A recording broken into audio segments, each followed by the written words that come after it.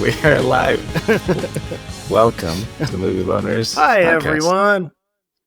And today, I think if you clicked on the episode, you'll know what it's about. But I think most people would probably be like, why would I give a shit about Bollywood movies or Indian movies or whatever? Because I know that you and I never really got into Indian movies, don't really know anything about it. Never watched it, never learned anything about it. Yeah. And so I think everyone's at least a little aware of how massive the movie industry over there is and how huge the audience is and all of that good stuff. And so as movie fans, we thought it would be good for us to explore it and see if there's stuff that we're interested in over there, and also kind of figure out what it is and let you know what it is, and so maybe give you some recommendations if it ends up being great, or if there's things that are better than others, or just kind of what to expect when you take the dive into the Indian or Eastern Asian cinema world. For those that don't like long movies. Yeah. But we'll get into that later. Yeah. I was curious how, because I kind of told you we were doing this episode, how interested were you in Indian movies before we did this? It's always been one of those things where, like, I feel in the movie fandom overall, whatever.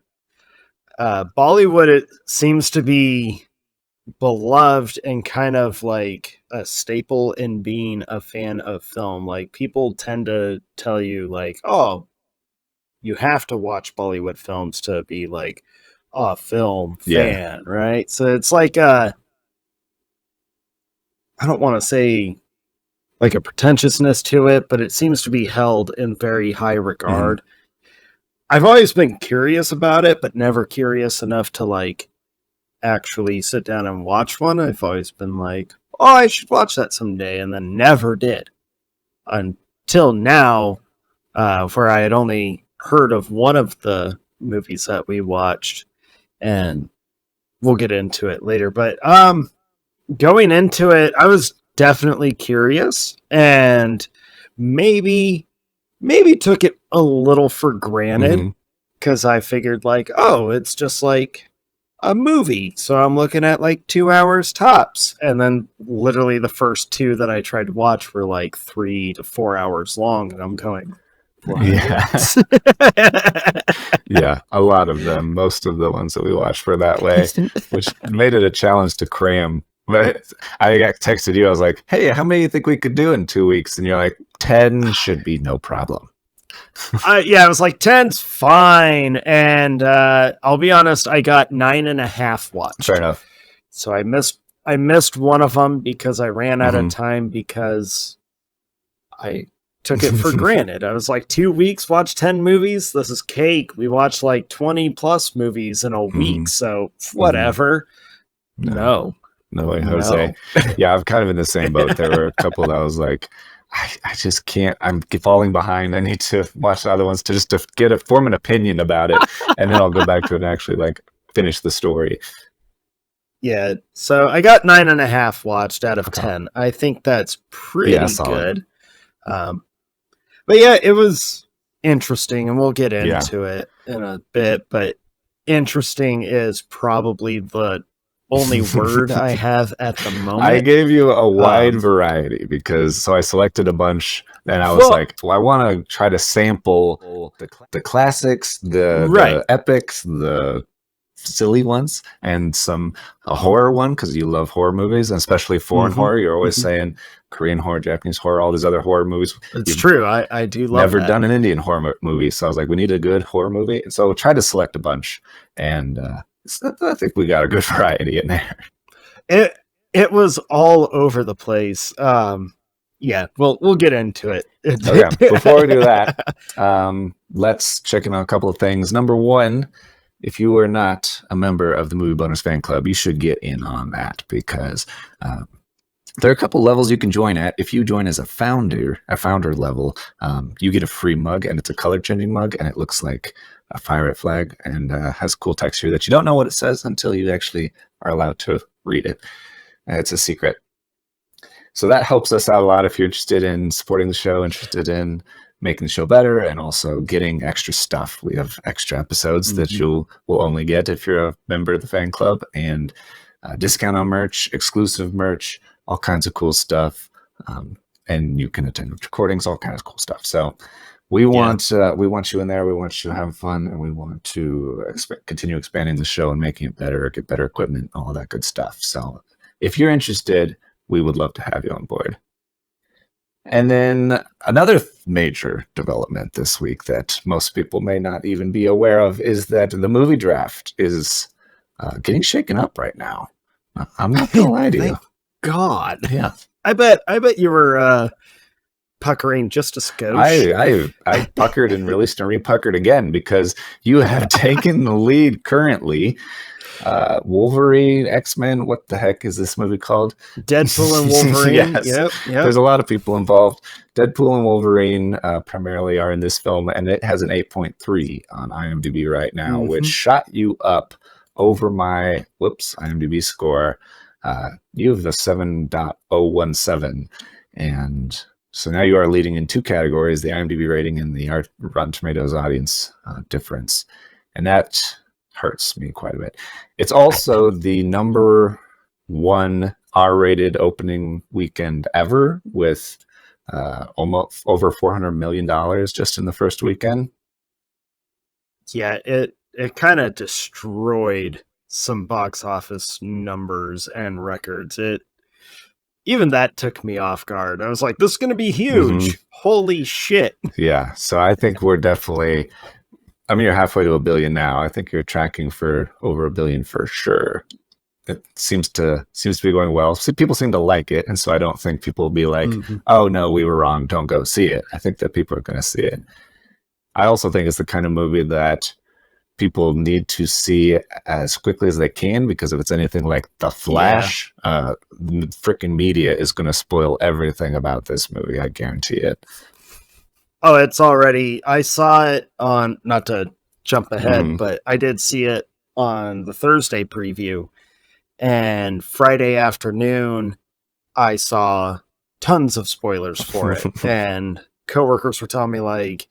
So I saw stuff on TikTok, and I just keep telling everyone, like, stay off of TikTok. Just as a general rule. Just... Stop it. Unless you're following Movie Boners, of course. True. Because we are. But I do have some stuff to touch on what you posted, but we'll get to that in a little bit. But it was a nice... Finally, I caught a little bit of a break on this goddamn draft. Yeah. It's bittersweet. I'm happy for you, but also... it hurts so far. I was looking at the rest of the schedule, and I do have some faith that Alien Romulus and Gladiator 2 should be better.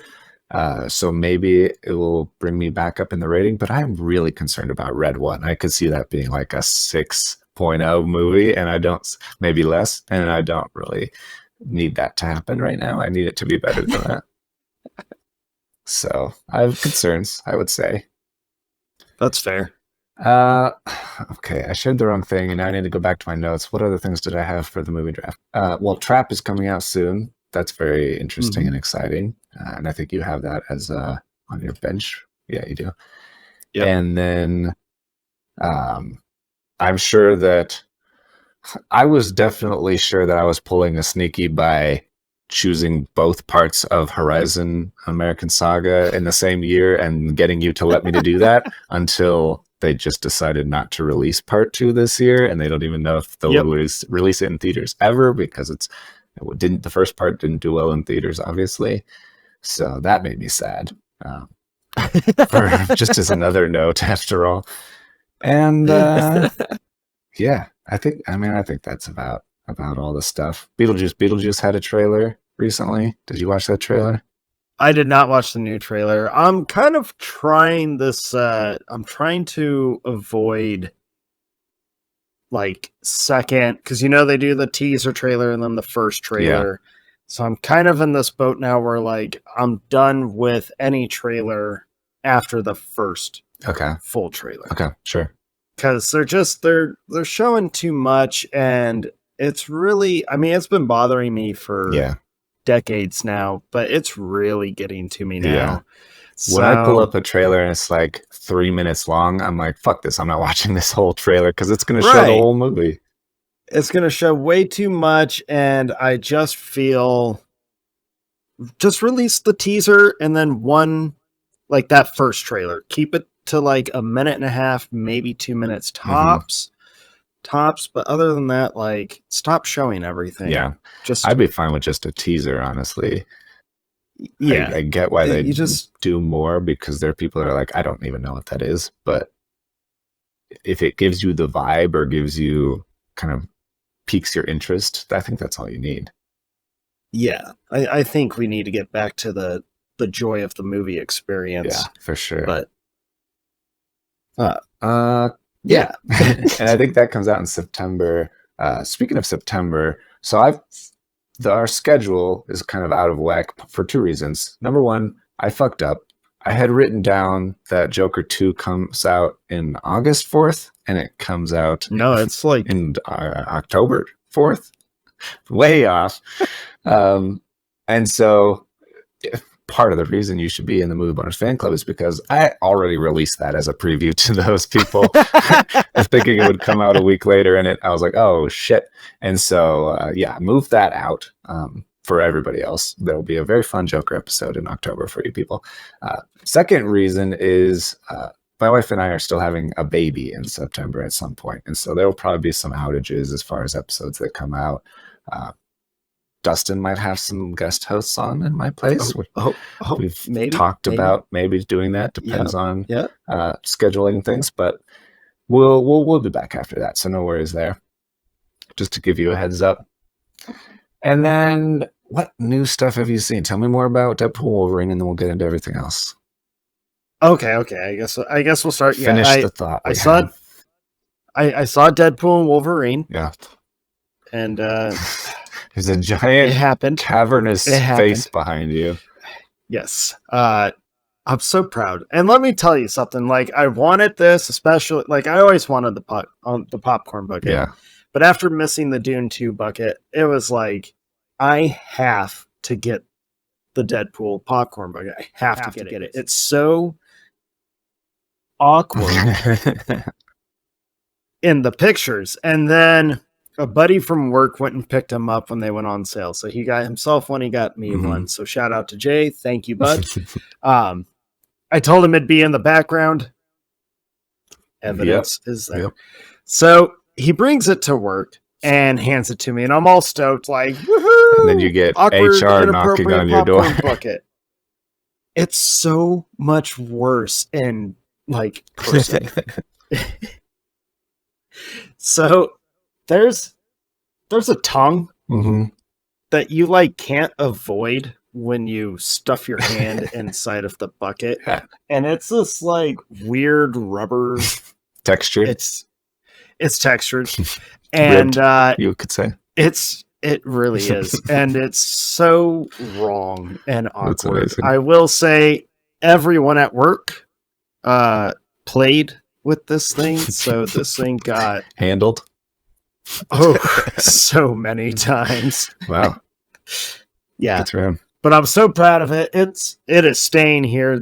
I am like, yeah. What a piece to have. The funny thing about it was like, so we got this on Thursday, and Friday, one of our other coworkers just happened to hop on eBay just to look it up, and people were already upselling this thing for like $150 plus. Oh, wow.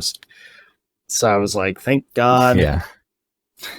We're not going that route. Yeah. But Deadpool and Wolverine, man, it was everything I wanted it to be. It is a total fan service movie. I'm not going to go into all the like details of it because I think people need to just fucking go watch it. Mhm. Stay off of the internet.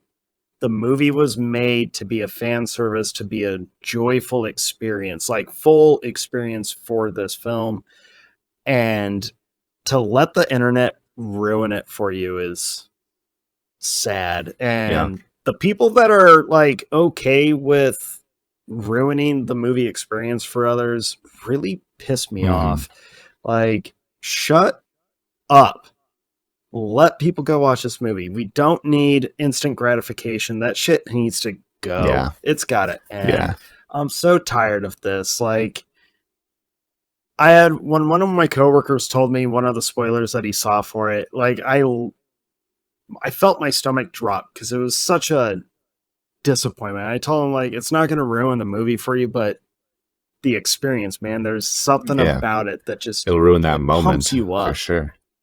And I'm so fucking tired of the internet. I'm so fucking tired of TikTok trolls ruining this. I just And it's like, it's not even God just damn like it. people in the comments being dicks. It's like major media sources that, like, the day the movie comes Seriously. out or the day before the movie comes out, as soon as the embargo lifts, they're like, Yeah. guess who Lady Deadpool is, everybody? We have the new interview with this actress. And it's like, Right. people are curious enough, they want to click it even if they haven't seen the movie because they really want to get the answers. But it's also like, can you just wait until it's kind of common knowledge, or just people that wanted to see it that didn't want it spoiled would have seen it by now? They need to stop. And if you're gonna post spoiler shit, stop using the thumbnails to be the spoiler. Yeah. Like, what kind of asshole low life human are you to ruin the experience of storytelling? Right. Like, fuck off. Get out of here. I'm so done with that shit. Yeah. I'm so like upset about it. But the positive, the movie is awesome. It doesn't try to do anything more than what it's there to do. And it's there to be a total love letter fan service for these characters and the people that have grown up with Hugh Jackman as Wolverine and just watching Deadpool, Ryan Reynolds' Deadpool. It's a wonderful movie. It really is. It's so good. So if you've seen spoilers, I'm sorry. And please go still see it because it's worth watching on the big screen. It really is. Okay. So that's fantastic. It was awesome. I laughed so hard during this movie, and the nerd in me there's so many moments in it, dude, where I was like audibly excited because I just couldn't contain myself, which was so much fun. Yeah. Just being in that audience because the whole theater was like that. I mean, everyone was having like audible and physical reactions to this movie. And I just think the story is fun for what it is, and the action's amazing, the comedy is amazing, but what really sells it and what makes it kind of special is Ryan Reynolds and Hugh Jackman. Like, you can tell that they're so close and they just respect and love each other so much. Like, it really comes through. It's awesome. So I can't wait to go and watch it 1,000 more times. Yeah, absolutely. And then a couple other new ones that I watched were like the most random watches I think I've ever had. Yeah. And it was part of the taking Bollywood films for granted, because instead of watching those like I should have been, I was like, I got time, I'll find something different to watch. Yeah. And I actually kind of decided to let our good friend Liz suggest the movies. So she has told us and everyone, if you follow her, about Lisa Frankenstein. Yeah. So I was like, you know what?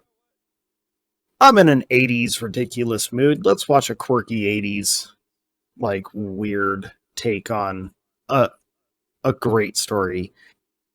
And it is exactly that. It's so odd and funny and demented. And the whole time I was watching, I was like, this totally, I mean, it has nothing to do with it, but it's got like the same attitude. And I totally think it's going to end up being kind of a cult classic. It reminded me of the same style that Heathers is in.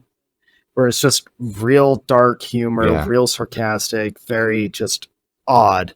And it happens to be about this zombie guy that comes back, and him and her kind of start having weird murderous feelings for each other. It's a strange film. But it had some funny moments in it, and I like the ridiculous 80s colors, so Yeah. it works for that. That's cool. Yeah. Yeah, Heathers is a great kind of cult classic as well. Right. sure. Very dark film. Man, I rewatched it recently. Hadn't seen it for years. Rewatching it and was like, this movie is fucked up, but it's funny for some reason. Yeah. But and then I watched another kind of recent one, which was another one that I know Liz has been a pretty big advocate for, so I thought, why not? But I watched that Love Lies Bleeding Yeah. movie with Kristen Stewart. Yeah. The female body. And that was, yeah, it was pretty damn good. Yeah? Like, it was shockingly good until the last 5 minutes of the movie. no. And then it was like, what the shit? What? Why? But the rest of it offered something. And I appreciated that. I liked the direction, and I liked the acting, and it was interesting and very well done. And the whole take on like 80s bodybuilding, I thought was really interesting to watch, especially for women's bodybuilding, that side of it. Yeah, interesting movie. Definitely worth the watch. Just the last 5 minutes were, I would say, unnecessary. Okay. Didn't ruin the movie for you, though. It didn't ruin the movie for me, but it definitely kind of like, oof. Like, It took you out of it for a second. Yeah. Okay. And that was, besides this episode, that was what Besides I got. the next 10 movies. Yeah, I'm in the same boat. I did know that several of them were very long, but I also was through, I don't know if it was hubris or what it was. I was like, I could squeeze in some others that I had a chance to watch and that I had wanted to watch all year. And it doesn't help that one of them also is over 3 hours long. So I did finally watch Horizon: An American Saga, Chapter 1. It's very, very long, but very, very good. I really, really loved it. I've never seen a movie move like this one does. Like it's the kind of movie that the beginning, like the opening scene happens, and then like you're several scenes later, but you're still dealing with the same thing or the ramifications of that thing. Like it's all still, you're kind of just still there in that spot, in that timeline and with those people. And so it just lets you feel connected to it in a way that I'd never really had with any other movie, where it's just like something happens, then you jump to this other thing. And it doesn't do that at all. And so I think that's really, really cool. I was into it. I was into it the entire time. It didn't feel like 3 hours to me. And I am really excited for all the other chapters, because I know 2 is done, 3 is in production. And so I hope he is able to make them all, no matter how they come out. It would make sense to me to be like a limited series on streaming or whatever, even. I'll watch it any way that it comes, because it was pretty darn cool. And I was worried about it ending on like a cliffhanger. It kind of just ends in here's some clips of what's coming in the next one kind of thing. Oh, and so it really? kind of leaves you, Okay. even if they don't produce anymore, it just kind of leaves you in like a place where you're like, these people keep living and keep existing, and the story keeps going, just like any other, just like life, I guess. So it didn't end in a bad place, and I was thankful for that. Okay, well, that's good. Yeah, I think with something that big, and with also a production that's kind of rocky, people might be worried about committing to it. It was worth it to me. I definitely liked it. If you like westerns, I think you would love it. I think you'll love it, since you love Open Range and all the other stuff he's done. I don't have any doubts that I will absolutely be in love with this movie. Kevin Costner in a western, hell yes. Yeah, and all of his movies are pretty long, even like The Postman and stuff. Right. And then I also watched A Quiet Place Day 1. Which Martin, our good buddy, just recommended recently on the Alien episode, and I would say it was definitely good and interesting to see kind of all of the monsters in the daylight and stuff in the middle of the city. I did miss the Abbott family, though. I wasn't quite as invested in the characters themselves and kind of what they're going through. I think it's hard to be invested in a character. I don't think it's a spoiler to say because it's the very first scene that the main character, the female character, has cancer, and so she doesn't really care if she survives. And so, me in the audience, how am I supposed to be super invested on if you survive or not? But overall, I thought it was interesting and cool, and the action is cool. The like scares and stuff were pretty good as well. So it was solid. It was definitely a solid movie. Good. And then speaking of Liz from our fan theory episode, she was a guest on that. If you haven't checked it out yet, my wife found out from that episode that I admitted I'd never seen Grease, and so you finally watched Grease. I watched most of Grease, maybe half of Grease. We kind of got distracted, but she did force me to watch it, and so I was watching it. I was bopping along to the songs, getting to know the characters, and it was good. It was fine. Now you got to look up the lyrics to some of the songs that you were bopping your head to, and you'll be like, "Oh, kids sing this stuff." Yeah. Okay. Yeah, I know. I was like listening as hard as I could and couldn't quite make it out. But did you get to the actual song "Grease Lightning"? Yes, I did. We did watch them in the garage and stuff. Where they like dry hump the the little car activities were interesting for sure. But gyrating with a motor. So that's that, and I think that's it pretty much. Except for the next 10 movies that we've never seen before in our entire lives, and decided to watch. So like we said. So I in my naivete, however you say that word. Speaking of not being able to say words, we should say up front. Mispronouncing every title except for one. We will pronounce 2 correctly. The others are fucked. Yeah. I'm sorry. We're very sorry. We don't know any of the actors' names. We're just getting introduced to this stuff. And we will try to be as accurate as possible as far as places and historical context and all that stuff. But this is just an introductory guide to lay people. We know a lot about movies because we've seen a lot of movies, but we don't know anything about Indian cinema, really. And so that's kind of how we approached it.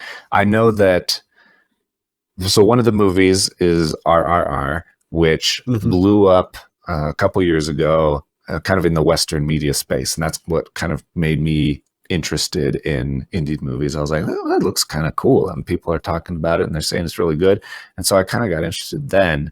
And then it seems like just this year with Monkey Man and Kill, and there's like a lot of like high profile, huge, interesting action movies that in the West are being promoted and audiences are very interested in, even if they're not like Hollywood movies, basically. Right. So I think that's very exciting, and I think it's cool for, like, we did that international or foreign films episode, top 10 foreign films, and I think that was awesome, and we got a lot of great feedback of people that really liked that, and also gave us a lot of recommendations and stuff. And so that's what kind of led us here. So with the way I chose these 10 movies, I asked around on Instagram and YouTube, and then I also looked around on the internet for like top 10 lists, top 100 lists, like trying to find what are good introductions to Indian movies, Bollywood movies, whatever. Because at the time I thought they were the same thing. And then so I was like cross-referencing lists, trying to find like where they overlap and what a lot of people agree on this movie. This is a great one, kind of thing. Right. And so we ended up choosing 10. I chose 10 for us. So Dustin doesn't take any of the blame if you think these are terrible picks, because they might be. But they do seem to be very highly rated on IMDb. People say that they like them a lot, that are fans of the, not genre, but the business, that side of the world's film business. And so I think it's a good representation of kind of what to expect. I wouldn't say like, I'm not saying that they're the best movies that India has produced, and so if you don't like these, you're not going to like any of them. I'm not saying that at all. I'm saying these are just 10 movies out of like decades worth of filmmaking that the Bollywood studios have produced. Right. So, and Bollywood has produced a shitload of movies, by the way. Indian cinema is huge, not just because they have a massive audience. They're the second most populated country in the world, and they sell like over 2 billion movie tickets in theaters every year. But the Indian cinema, they where do I have this here? Hold on. There's a very crazy statistic. So Indian cinema as a whole creates between 2 and 3,000 movies every year, and that's more than double what the U.S. produces. Yeah. The Hindi language films are primarily made out of Mumbai, and that is what people mean when they say Bollywood, because those are the Hindi movies from Mumbai, which used to be called Bombay. And so Bombay and Hollywood was combined to make Bollywood. And those Hindi movies do make up the largest market of, or the largest percentage of movies produced in India. But they make movies in India in like 20 different languages, and it spans different regions and provinces and stuff. And so there's a lot of other categories of movies besides Bollywood that get created in India. And so, and some of the ones we chose tonight overlap that. These aren't all strictly Bollywood movies, because I didn't know the difference when I made the list. I was like, what are Indian / Bollywood movies? And it kind of gave me a random assortment of movies. So I think that's good and crazy, and just India in general has a very interesting history, very interesting people, and it's cool to see it represented in these movies. And like I said, the market is crazy. There's so many people packed in such a small country. India is half the size of the US, like surface area wise, and they have like 4 times the population of the US. It's ridiculous. Yeah, that's a little anxiety inducing. Yeah. Yeah, absolutely. But they make some crazy ass movies, dude. That is for sure. Yes, they do, and I'm excited to talk about them. So we spanned the gambit from like I think we'll go maybe in release order if that works for you. Okay, and just kind of run down the list. And so we ran the gambit from the very early 1957. Oh my God, I really should have tried to learn how to pronounce these words. And of course, I don't know how to read the pronunciation things on freaking Wikipedia, because it's like Pyaasa, but it's like PJA:SA, and I don't know how to say that, so it doesn't help me pronounce it. I've been really butchering it then. I think it's Pyaasa. Pyaa. That's kind of how I've been saying it, but I haven't tried to put any accents on it. I've just been calling it Pyaasa or Pyaasa. So the good news is it translates basically to thirst or lust or whatever. If you go on IMDb, it's under the title Thirst from 1957. And so it kind of threw me off when I went to find these movies. And it's like, what the fuck? Why is it called Thirst? Yeah. Where is I'll be honest, dude. I was a little nervous to watch it when I saw that it was actually like translated to Thirst. I don't know if it's just the modernism that were around, but I was like, man, I hope this isn't some like freaky like sex movie that we're about to watch. Like, come on. Yeah. Don't start this way.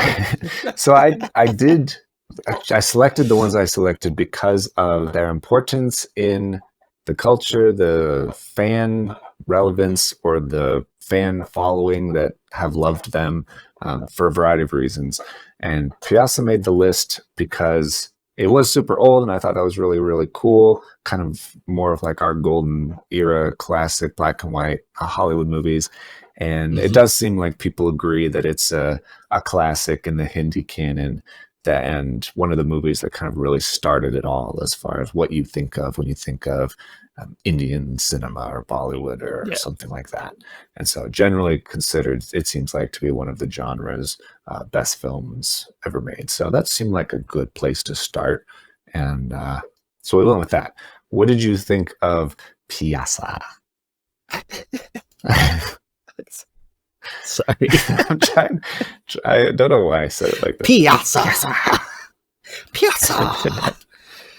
We apologize again that we will offend you by getting caught up in mispronouncing. We're not making the fun of it. titles. We're just making fun We're not of making fun of it. We're just how ridiculous we are at saying things. Yes, and unfortunately, we're going to use the titles of these films as our ammo. Yeah. I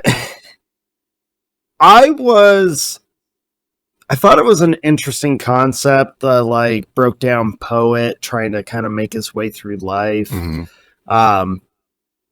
There was like nothing redeeming for the majority of this film, though, and that was kind of a struggle for me. Redeeming in the characters or redeeming in the yeah, of the it movie? just seemed to just kind of be like the same like cycle. Like he's homeless.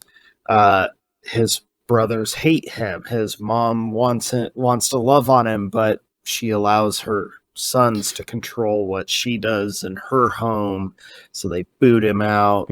He's like ostracized everywhere he goes. He's trying to find love. He is in love, and it's like everything is constantly in the way. And all of his poems were like fucking depressing. Yeah. So it was shot well. It's acted well. I kind of struggled with it because at like an hour and a half in, which felt like the 3-hour mark, I was like, give me something redeeming. Like, show me some growth. Show me something new. And they kind of hint to it, and then they really fucking take it away from you. And I was like, this is a rough one. Like, and then what really took me off guard, well, this wasn't the first one that I watched, so I was kind of like, a couple of these have this, but I wonder if all of them, and yes, all of them do this. The song numbers, I was not expecting at all. Yeah, that's one thing I learned from doing this, is that almost every movie is a musical, regardless of the genre it's in. Like, there's gonna be singing, and it's gonna be dancing like and everything. And there's always gonna be a song or two that are part of the soundtrack that are like lyrical and actually are telling you kind of, they're summing up like the scene or the story, telling you more of the characters or story through song. And it's very literal. Like the metaphors are mixed there, but then it just goes straight literal, and that's weird. But cool, it works. Yeah. But I thought Pyaasa or whatever, I thought it was all right. I wouldn't say that I agree that it's the masterpiece that so many people regard it as. If you're one of them, cool. I just found this one really showed me that like I needed something more to it. I just did. Sure. So yeah, I've kind of felt the same way. I didn't connect to it as much as maybe I hoped to. I was like, oh, this is highly regarded and it's a classic, and maybe it will be like Seven Samurai, where I'll be like, this is amazing. Right. And I didn't have that. I was just kind of like, this is interesting, and I'm interested in the characters, and I kind of liked the darkness or the kind of depressing nature of the characters or the story, and this poet who makes kind of dark poetry, and then this prostitute kind of falls in love with him because of his dark poetry. And I thought it was interesting and kind of cool in that way, but I didn't connect to them, partly maybe because they didn't have that kind of growth or actual resolution that I was hoping for, or something like that. So it was definitely interesting, and an interesting introduction. What order did you watch these movies, by the way? Was it random? It was so random. Okay. I was trying. So random. I was like, should I start from the beginning? Should I start? And so I kind of jumped around too. I just kind of like, honestly, the order that they were in our folder, that was just kind of like, okay, so next one up, next one up, next one up. Of course, it was more like next one up. 3 hours later. Next one up. Yeah, there's a lot of that. Yeah, there was no actual order. I kind of didn't. I did it consciously, honestly, where I just kind of wanted to get the realm of it, just to like see which, I guess, decade or which style or genre, or well, more style actually, because their genres are, minus the horror one, they all seem to be mixed genres. Mm-hmm. So the style, they all have like similar but very different styles. I just wanted to get like the full whiplash of all that, honestly. Yeah. So Yeah, it's interesting that style, I guess you could call it. And maybe because Pyaasa is one of the first movies that is in the major movies that's in the Hindi genre or Bollywood genre, it probably falls into that same category. But there's the most popular genre in Hindi cinema since the 1970s is the masala film, which is a mixture of different genres, action and comedy and romance and drama and all this different stuff. And which was like musical the majority numbers. of what we Yeah, watched. musical numbers are a big part of that as well. So I think all of those ones that we're thinking of that we watch are masala films, it seems like. They have to be, because that was all of them, minus that horror one. Granted, it still has a song and dance number in it, but it doesn't get funny ever. Yeah. Yeah. So our second movie is probably the most recommended, the one that I got from different people and from different lists. Everybody was like, Sholay, or however you say it. You need to check out Sholay from 1975. And so we did. And it translates to embers or flames if you're interested in that kind of thing. And kind of from the jump, I was definitely more interested in it just because I love 60s and 70s westerns, and this very much feels like an Indian western or an Eastern, whatever you want to call it. It's very kind of in the same vein as like Butch Cassidy and the Sundance Kid or something like that, where it's these two guys who are in prison and they need to get busted out so that they can help this retired police chief like protect his family, protect his village and stuff. And I kind of dug it. I thought it was pretty cool and interesting. It definitely has the musical numbers and everything. There's just a break, and it's all of these movies. It feels like were rather long, but they need intermissions. Yeah, they need the intermission. yeah. At least this one of them we watched did have an intermission, which was nice. This was the one that I ran out of time on, so I did not get to watch Sholay, or however you pronounce it. I was kind of bummed on this one because I know that this was one of the higher regarded ones. Mm-hmm. But yeah, I ran out of time, and it's like got a runtime of 3 hours and 45 minutes or some shit like that. And I was like, I have no time to like get this completed. Mm-hmm. Yeah, no, I don't blame you. It is very, very long, and it a lot of the movies kind of feel that way. I don't know if they just. It's weird for me saying that because I just said, "Oh, Horizon American Saga was awesome." That they just like they don't move very quickly and everything kind of just. But flows. The pacing, they have a different feel with the pacing and the patience in them, which I really respect. How patient they are with telling all of these stories. I mean, they flesh a lot out, which I know you and I have always said, like, if a story has to be super long, you have to let it be super long. I felt like we were kind of challenged on this one of like, do you really believe that? Because there were a couple that it was like, I have to be near the ending. And you're like, I'm an hour into a 3-hour movie. Oh no. Yeah, absolutely. But yeah, the pacing is what I felt was very different compared to American cinema pacing. Because even slow paced films here, they're still moving. They're still like something happening usually. Well, I think part of that is they don't stop for 3 to 5 musical numbers that last for 5 to 3 to 8 5 minutes long, Yeah. 5 to 10 minutes maybe each, and so that's almost an hour right there if you're on the Yeah. high end of that.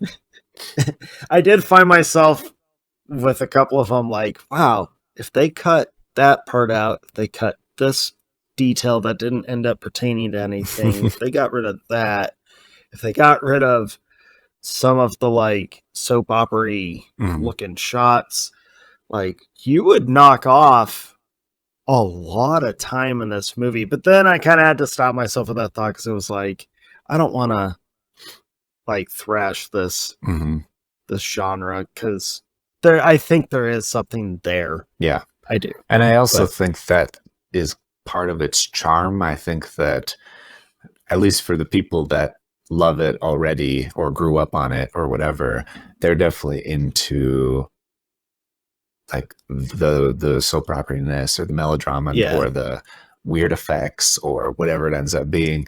And so, or the musical numbers seem to be a big deal. Like, it's not just like, it's not like, oh, this movie has music in it. It's like, no, this is a part of culture now, and that music from that movie is going to be played on the radio, and it's going to be everywhere now because it's a huge cultural phenomenon, maybe even bigger than the movie itself. And so I think that's why they keep doing it, is because people really like the music. It's catchy. It is. A lot of the time it is catchy. Yeah. Our next movie, I really love the song in that next movie. But in Sholay, it was the highest grossing movie in 1975. It stayed the highest grossing movie until 1994 in India. And I think when you adjust for inflation, it continues to be one of the highest grossing movies that they've ever made. And so it was, I saw something that called it, instead of a spaghetti Western, it's a curry Western, which I thought was fun and funny. But it is basically that. It's just like about these two guys that, and they're kind of criminals, but they go and help this village and then fall in love, or one of them falls in love, and then they, it is kind of a Butch Cassidy Sundance thing, but they don't, like, it doesn't end the same way as Butch Cassidy and Sundance, but just their relationship and how they interact with the people around them, kind of rough and tumble guys that end up doing good. I thought it was a pretty cool movie overall. Yeah, it's one that I'm definitely still interested in watching. And honestly, the only reason I didn't watch it was because I ran out of time because I was a dum-dum and assumed all films, no matter what country they were coming from, were within American runtime. Yeah. So I'm an idiot and I apologize. You know what they say about assuming? Makes an ass out of you and somebody in India, I guess. That's not the same. Shut up. Our next movie, number 3, is going to be the hardest to pronounce because it's the longest title. But I think it's also one of the most famous ones. And so as soon as I start talking about it, people are going to be like, oh, that movie. Most people are going to be like, what the fuck are you talking about? But you should be interested because I thought this movie was pretty awesome. So it's called Dilwale Dulhania Le Jayenge. Oh, fuck me. Dilwale. Hold up. Dilwale. You just went French and like gave up. That's the official title, folks. That's the official title is Le J. Fuck me. I just realized I don't even know how to pronounce this series of letters. J-A-Y. That was fantastic. No, you already said the title. That's the title. I would rather see a movie called Dilwale Dulhania Le fuck me. Jayenge? Jayenge, maybe. Le Jayenge. Le Jayenge? Is it like Mexican? Like, oh, fuck. Oh my god. Mexican it's getting worse. Is a country, not a language, as we all know, and fully respect everybody involved in all that. So it stands. The title of this episode is "We Tell You We Are White Without Telling You That We Are White." Yes, accurate. But I really like this movie. So it translates to "The Brave-Hearted Will Take the Bride," and it's from 1995. People know that it's a difficult movie to describe, like to pronounce, and also to just type it. It's a very long title, so most people call it DDLJ, and that's probably what I should have gone with if I was a smart It's probably what you person. should have gone with, but I'm so glad you attempted it. That was awesome. Yeah. Here's the kicker though. I'm going to attempt to name the two actors who are leads in this movie Oh, because God. they're a big deal and because Yeah. people love them in India and throughout the world. It sounds like Kajol and Shah Rukh Khan and Kajol are two actors, an actor and an actress. It sounds like they're basically the Indian Meg Ryan and Tom Hanks because they have been in like I think 10 movies together from 1993 to 2015, and crap. yeah, people kind of love their pairing. And this is maybe one of their most famous ones. I don't think it's the first one. I think it's maybe the second or third movie that they're in together. But people seem to love it, and I get why. I enjoyed this movie quite a bit. So did I. Yeah, I thought you would. Yes. I thought you would. This one I felt was like the most obvious of being comedic. Mm-hmm.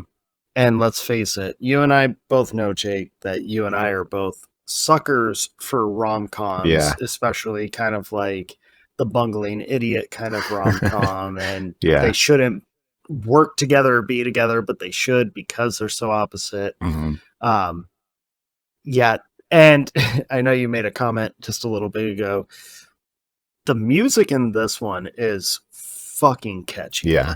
And they use it so well, like the main theme, I guess you would say, that he kind of plays just keeps coming back, and she like it kind of I guess breaks into the story because she's humming it when she's thinking about him, or she thinks she's hearing him play it when she's like thinking about him, but he's not there. Yeah. And so it's just played throughout the movie, and it definitely gets stuck in your head because it's really good.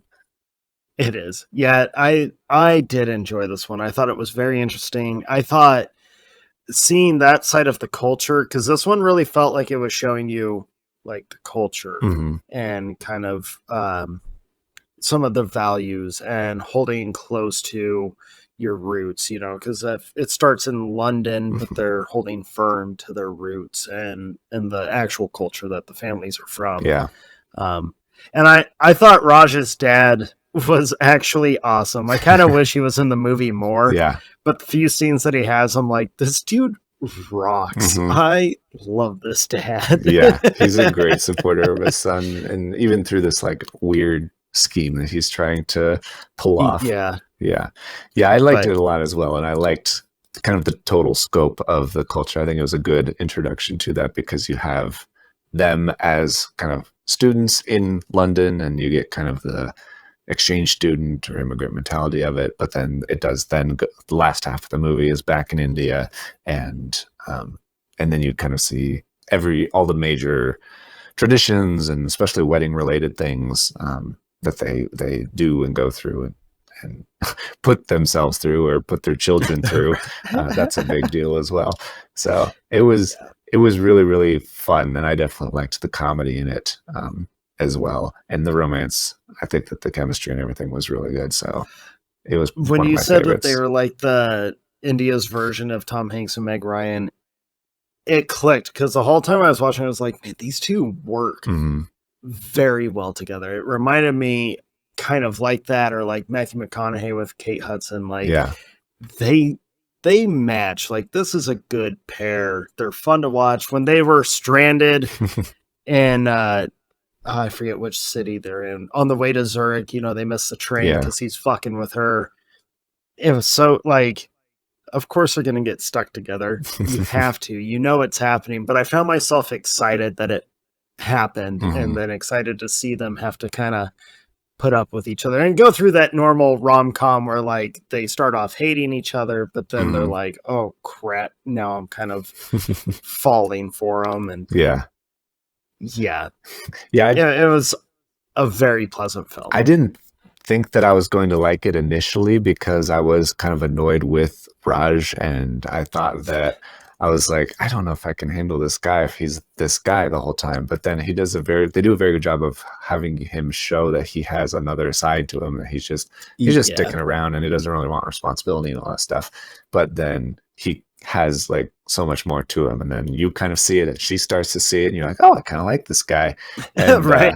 and then you kind of see that, oh, she was a dick to him, and she realized that she was wrong, and it's just Yeah. it's a great movie. I really I think the only thing that I was kind of like really taken off guard with was it takes a very violent turn towards the conclusion, and I was like, wait a minute, Yeah. what is happening here? Yeah, there's a Like- big fight. Yeah, it makes you feel bad for the kid, I guess. That's a good thing. Yeah, but all in all, I did enjoy this one. I was like, all right, this one it felt like a 90s rom-com. Mhm. It really does, and I appreciate that a lot. Yeah, it was great. It's also, I guess, the reason I chose it is because it is one of the most successful movies in all of Bollywood history. It's the longest running film in all of Indian cinema history. So it's still playing in theaters. It's been playing in theaters for almost 30 years at this point, Holy at least as of March of this year. I couldn't find an update more recent than that, but in certain theaters in Mumbai, they're still showing this movie because it's obviously a classic. So That's cool though that they like continue to play mhm. the classics. Maybe certain companies and people should, Mhm. Well, they do that here. They do like, come see They Raiders of the do, Lost Ark but, like, again. but they always do it where like you only have 2 days That's to go true. and watch it. Like maybe have something on Yeah. hey, we're playing classics for like the whole month. You can come and see this. Mhm. Not everyone is going to be able to make it those 2 days. Right. So Yeah, that's very true.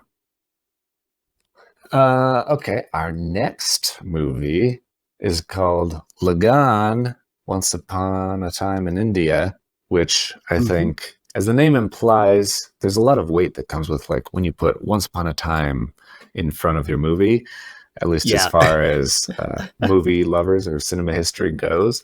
And so I kind of had high expectations of this. I was like, is it like, Me too. I was like, "Oh, is this their version of like Once Upon a Time in America?" Like, all right, let's see what you've got. mhm, I would say the title is very accurate. I think Yeah. the story and even the historical aspect of it very interesting. yeah, it's kind of the historical epic of this list, I think.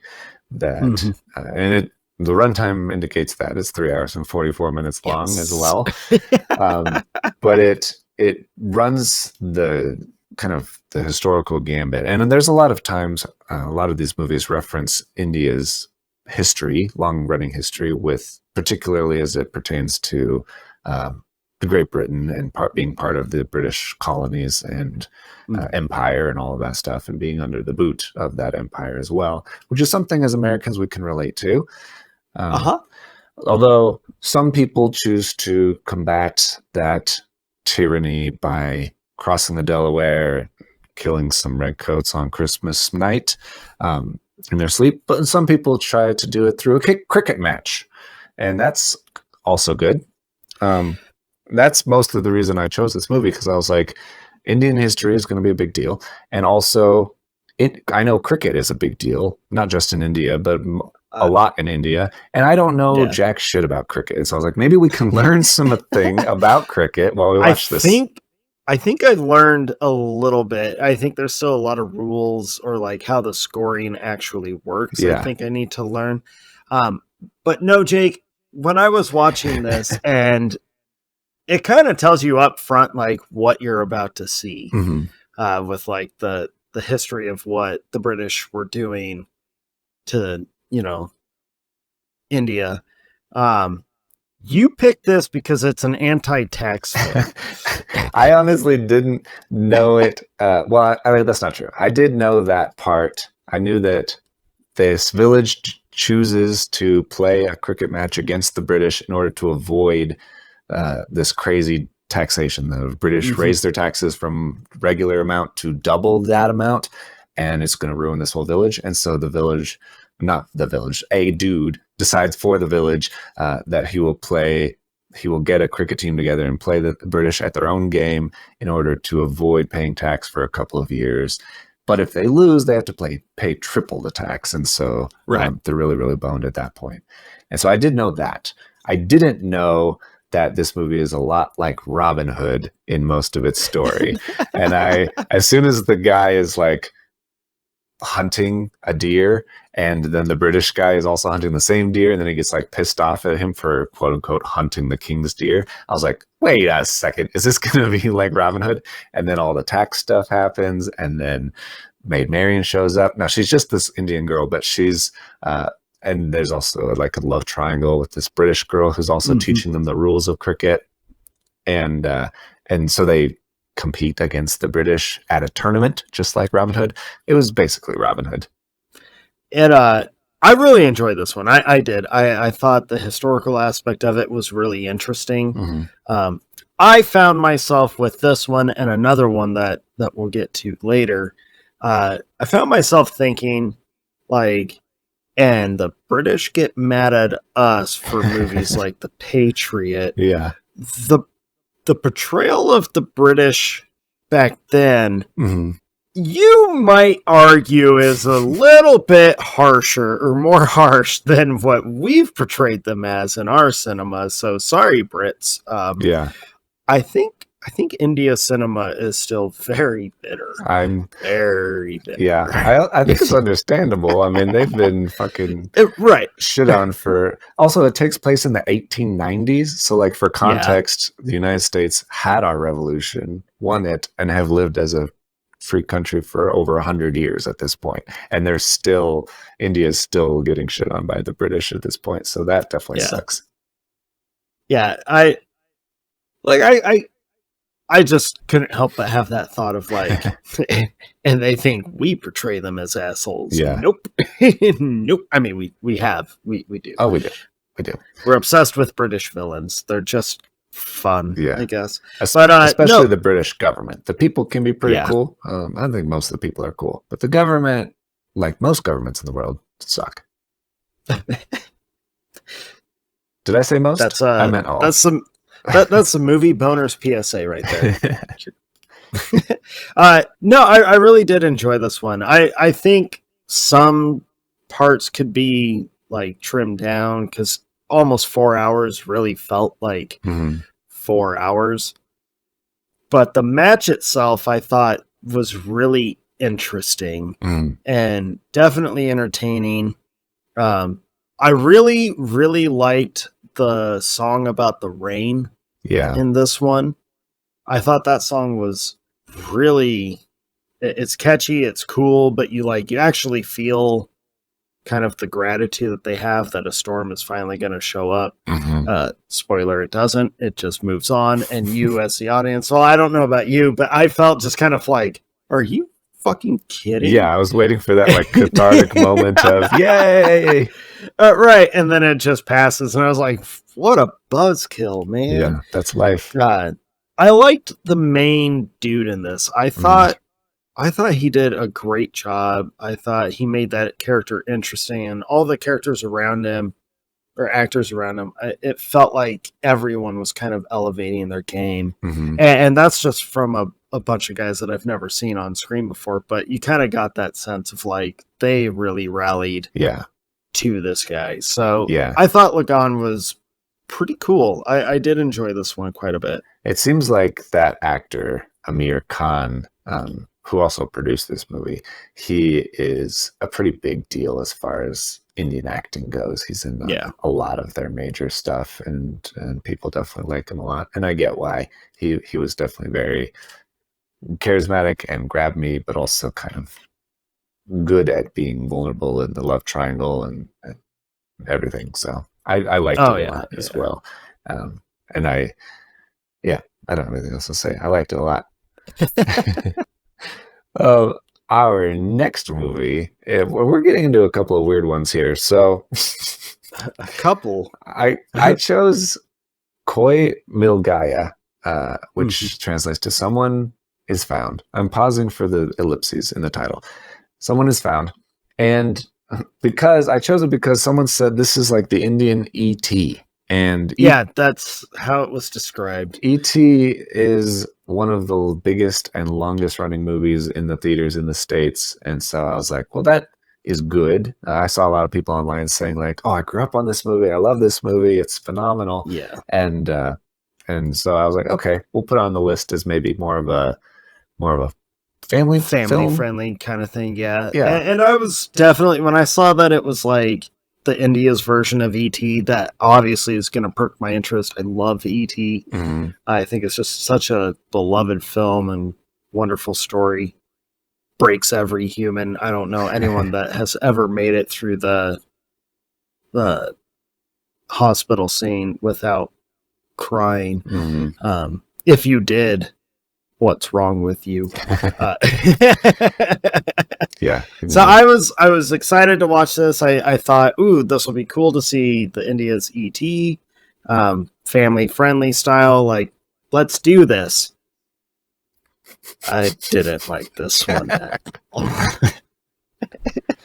And you're laughing. I know you were laughing because you knew exactly what I was about to say. I could go either way. It could have gone like, this is so ridiculous, or I didn't think that you would love it. There are ones I was like, Dustin will like this. He'll genuinely like this movie. And this was not one of those ones. I was like, this is interesting and silly in parts. And did you not like the alien? Did you not like the mentally handicapped gentleman? Did you? There was like several aspects of this movie that I was like, I am not like, this one is not clicking for me on every cylinder. I don't know if I like, because I'll when I was watching this one, it was after work. I was kind of tired. Yeah. So I felt like I kind of like came in and out a couple times, but I don't think I missed that much time. Mm-hmm. But there was a couple times where I was like, early in the film, it's like the first couple scenes with the dude where I thought, is he supposed to be like trying to be a kid, or is this really a grown man hanging out with 9-year-olds? And of course that's all explained. And then I felt like, oh, you're a dick because he is mentally handicapped. And I was like, okay, good job, Dustin, way to be an asshole. But then like the weird romance started coming out, and I was like, is she like taking advantage of this guy because he's not all there? Like, this is strange. She might have good intentions, but just everything was feeling weird to me. The basketball bullies were really annoying. Yeah. I found myself really, really irritated with the scene where they're like hitting him in the face and the head with the basketball. Mm-hmm. And he wears his glasses through most of it. Now, I was annoyed by the excessiveness of hitting him with the basketball. And then I got annoyed that his glasses never broke, even though being directly targeted. And then his face was fine. There were so many things I was like, well, okay, it's got it like, and then the aliens showed up and I was like, this movie's about aliens? Like, oh yeah, it was E.T. And like, wait. I didn't mind the look of the alien. It kind of reminded me of something out of Star Wars. Yeah, I kind of expected it to be sillier, to be honest. It didn't look that bad. You know the scene though, or the moment in this film that and I'm curious to know if you can guess, because there was one specific moment that I was like, this is it. I've checked out of this movie. I'm going to finish it, but I have checked out. Is it where he gets super powers like strength? Like he rips his shirt with his bicep and becomes a super nerd? I mean, that leads to it, but that's not the exact scene. The exact scene was the basketball game. Okay, yeah. With the superpowers. Yeah.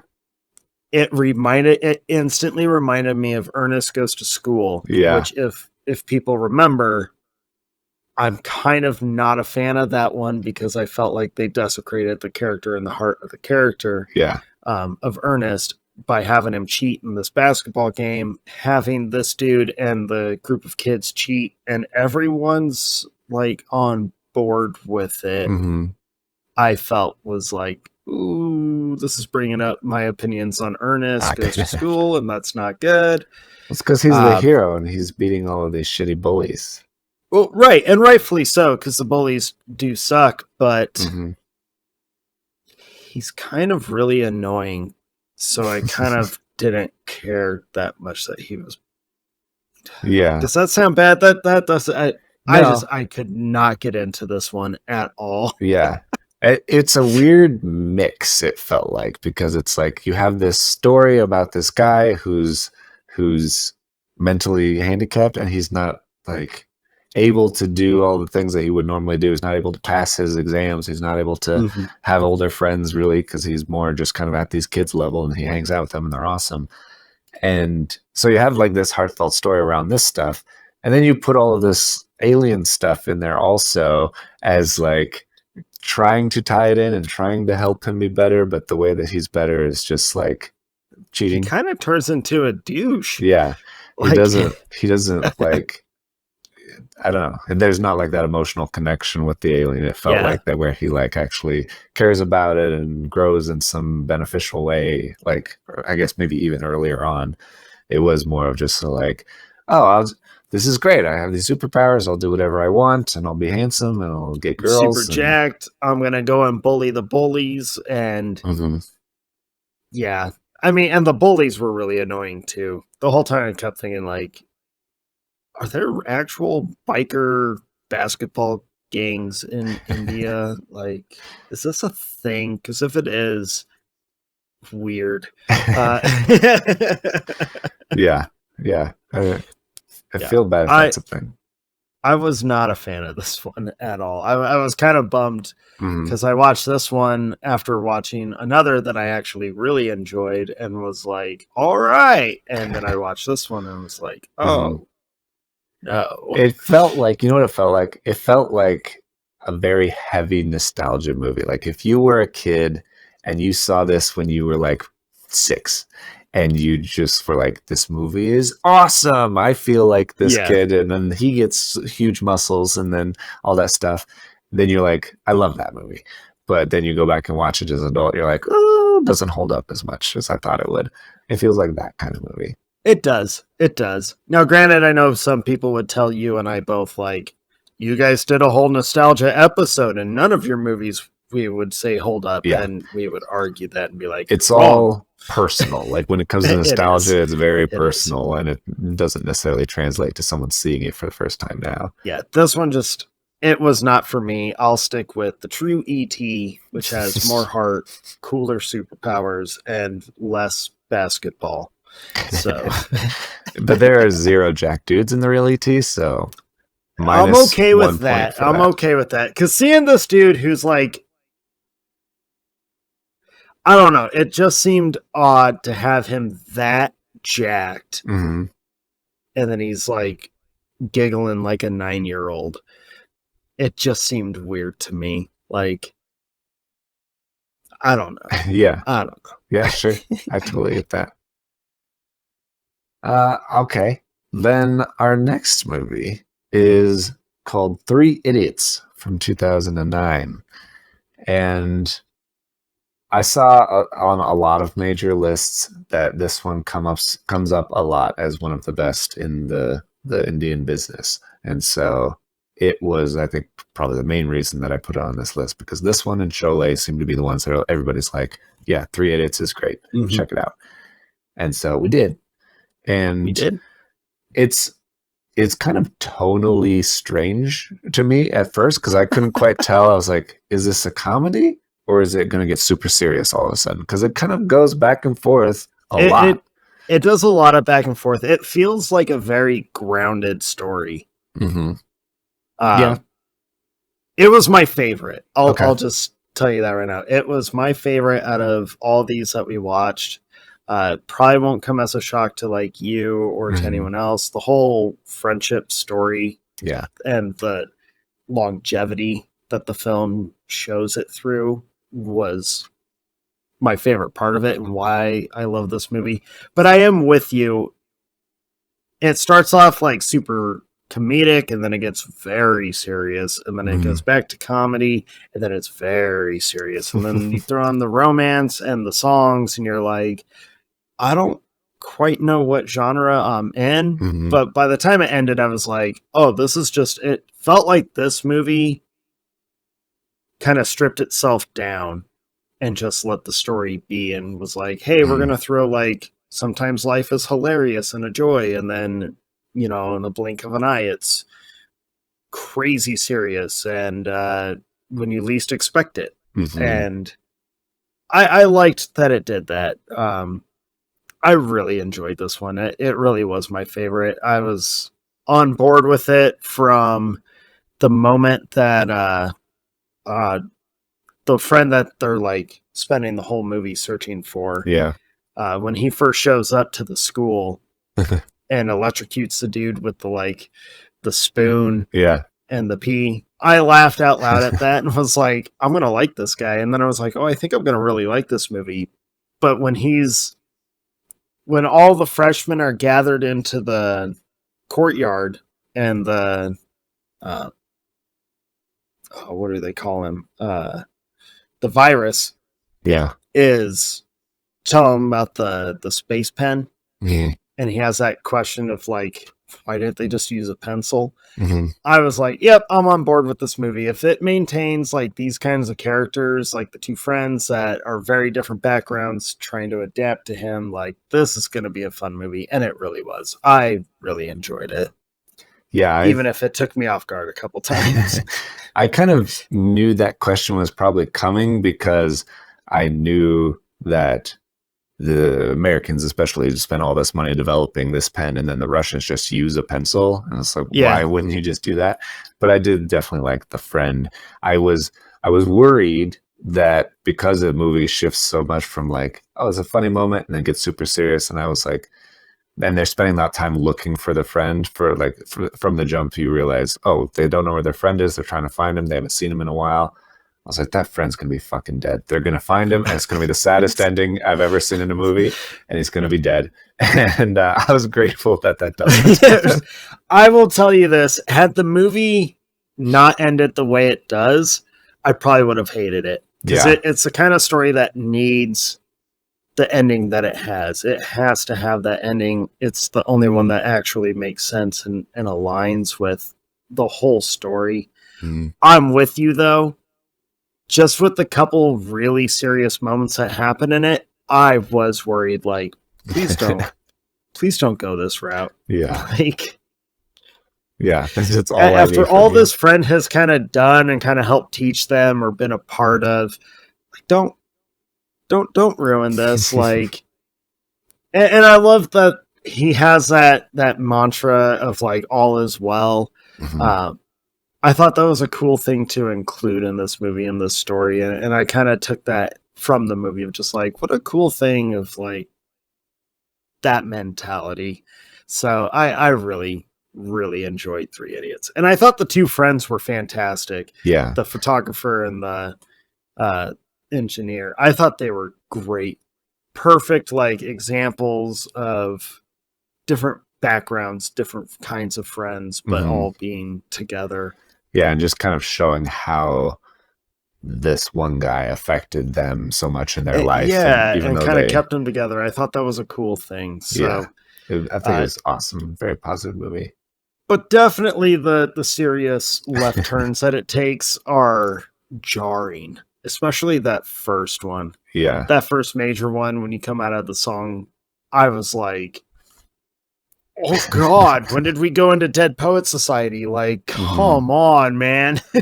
Yeah. I wonder if a lot of that has to do with watching for the first time, trying to figure out what it is. Maybe after you've seen it and you watch it again, you're just more like in the flow of the movie better. Maybe. But it's definitely one I would watch again. I liked it a lot. Yeah. This next one I would also watch again because it's fucking ridiculous. So we watched Enthiran from 2010, also called Robot, and the Stud Comic on Instagram at the Stud Comic had recommended it, and I think he said, "Just watch it." And so I was like, "Okay, sure, why not?" And we did, and it's the most bizarre and insane movie I think I've ever seen. I was trying to figure out it what it is like how would I describe this movie to people?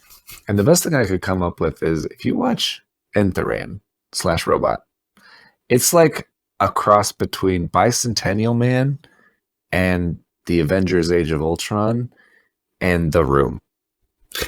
It's basically that. If you go put all of those three movies in a blender. I mean, you got to take a lot out of Ultron, but yeah, I could see what you mean. There's just that, like, so it's about this guy who is I guess, a scientist, and he develops a artificial intelligence robot, and the robot effects are. As soon as you see those, you're like, I'm in for a wild ride in this movie. I was like, oh, okay. They are not good. They look very, very ridiculous and silly, but kind of in a way where you're like, I mean, I was kind of hoping for some of these kinds of movies because I was like, I know I've seen Bollywood clips and then there's insane action and insane effects and insane, and like just ridiculous. And I was like, okay, we need some of that for sure. And so this fit the bill absolutely. And the robot look is crazy. And then they pretty soon into the movie cover him up with skin and turn him into a normal actor playing the role of this learning computer robot. It's kind of like Short Circuit, where he's like, Johnny Five must consume information and become a person kind of thing. Yeah, but Johnny Five is cute and fun and wholesome. Ooh, shots fired at this poor Indian guy you don't think is cute. No. I get what you mean, though. He definitely, Johnny Five has kind of a look and personality, and this guy is just a humanoid robot who's supposed to protect mankind, but decides to kind of take over this guy's life and steal his girlfriend, and ends up getting acquired by this bad guy who wants to use him as a weapon against, or sell him to the military to use as a weapon. And it's just a crazy movie. Like he ends up shooting bullets out of his fingers at one point as the weapon, and it's the kind of movie that I can't even explain. You could watch the trailer and it wouldn't even give you a tablespoon of what this movie really is. I wasn't a fan of this one. Unlike you, Jake, I would not watch this one again. Oh my god. This one gave me a headache. It might be because I watched this one right after Koi. And okay. So I kind of more of this shit. Yeah. And the robot effects right off the bat, I was like, okay. Like, okay. It is what it is. The like extra, or just the shots of the girlfriend at the beginning when she's trying to call him, and it's like crazy dramatic, just like American soap operas would look at these scenes and be like, whoa, yeah, settle down. Like, you never go full soap opera, all right, guys? Come on. Right. But what got me, where I was like, dear God, this is not for me. Not for me at all. It wasn't necessarily the scowling robot from the, I guess, villain. The bad robot, yeah. The bad robot when his maker is like chewing him out and being a disappointment, and the robot actually like glares at him. That made me kind of laugh out loud. And then when it tries to choke him, and you can tell that it's literally just like just touching his neck, like and he manages to disable this fucking robot with like huta, and it falls down. He's like, power button. Now granted, I agree with the power button. Like, if you're gonna make this shit, power button. Be like, nope. Yeah, have a kill switch. Yeah. But the train scene, Jake. What about it? You don't like a guy running horizontally across the side of the train as fast as he can? No, but you know what No? I don't like even? And jet boots Not or even the feet? jet boots. Yeah, getting close. When the wheels popped out of his shoes Yeah. and he was able to drive along the tracks. The Hmm. moment they came out of his feet, I had Batman and Robin like Oh, PTSD of the fucking ice skates, yeah. and was like, my brain literally was just like, no. Like, this one's not for us either. And I was like, this is so bad. You didn't appreciate how the mob start using like wooden and stone weapons because last time he met them, they had like he guns like, and knives, and he uses oh a yeah, magnet and to then the steal all their whole guns. town is like, it's the goddess, and I was like, have some respect, people. That's not your goddess. Yeah, he like has all the guns in like a weird arrangement. Right. Yeah, this one was not for me. Okay, Nope. that's fine. Not for everybody. I thought it was very. Every time I was like, okay, they've done all the silly stuff. There can't be much more. It would just keep going and get crazier and get crazier.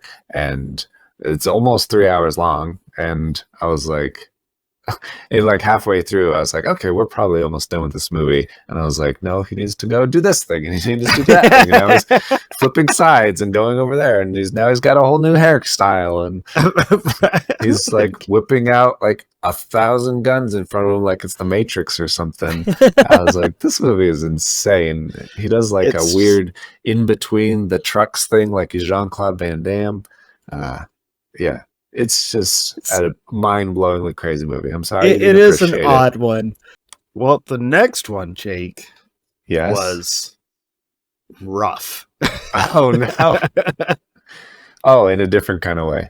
Yeah. Okay, I thought you were going to say you hated this one, but we'll see what you mean no, by I didn't rough. hate this one. I This think one was just rough, and the title is accurate. Mm-hmm. What I wasn't expecting is like everyone in this movie is just gross.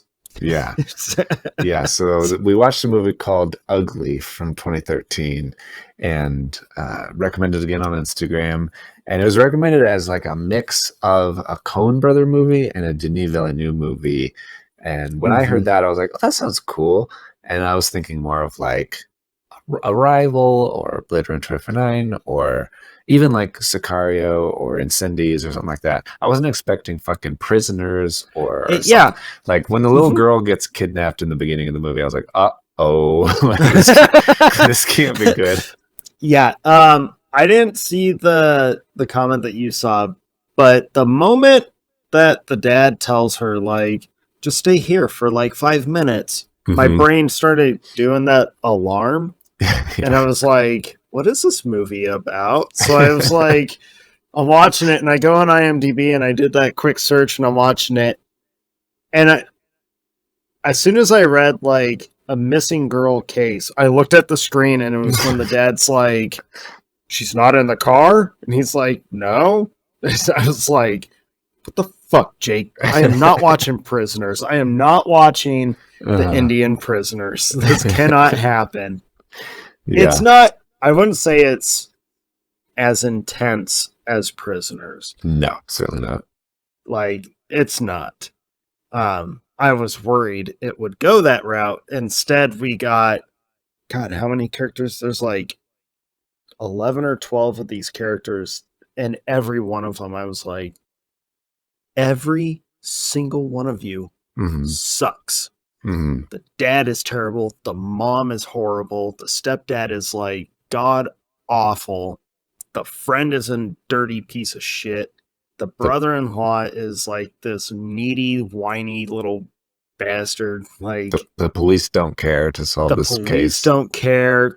They spent how much time trying to explain to the officer of how a phone call with an ID picture works? I was like, what?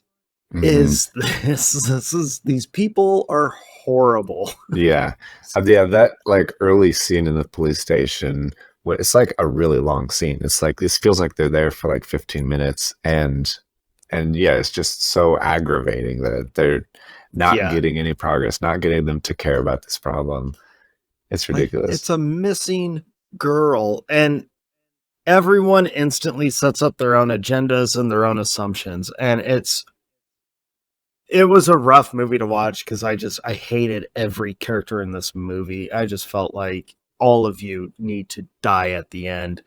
Of course, I didn't get my wish, Yeah. but It's definitely very different than any of the movies we've talked about it so was far. way different than the other Not only is movies. it only like 2 hours long, which is kind of Right. nice for a change of pace, but it's also much more serious. There's not Mhm. fun song and dance numbers. There's no romance. There's no like, it just feels like a real dark, gritty police procedural kind of Yeah, investigation. And I don't know, you get kind of a different side of India, which also kind of feels like real life. It's not like, oh, this is the movie version of India. It's like, no, this is real life with real people doing real things, hmm and this is how much it can suck.